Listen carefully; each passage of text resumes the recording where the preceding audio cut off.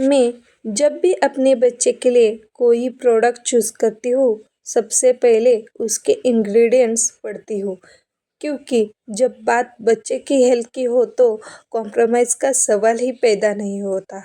जब मेरी बच्ची को फ्रीक्वेंट कफ और थ्रोट इशू होने लगती है तो आई फाउंड बेबी ऑर्गेनो का सीतोपलादी चूर्ण।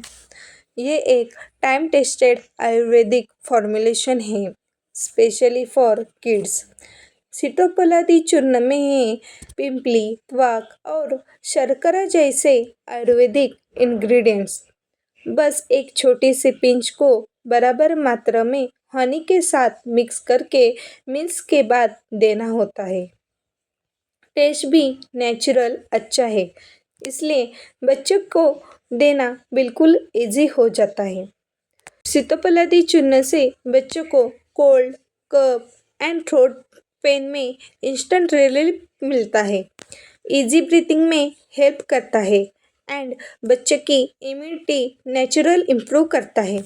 It is also FDCA approval and GMP certified. Smart parenting के लिए स्मार्ट चॉइस ज़रूरी है एंड बेबी ऑर्गेनो सीतोपलादी चूर्ण इज़ वन ऑफ माइन। आप इसे बेबी ऑर्गेनिक की ऑफिशियल वेबसाइट या तो फ्लिपकार्ट, अमेज़ॉन और ब्लिंकिट से भी इजीली ऑर्डर कर सकते हैं।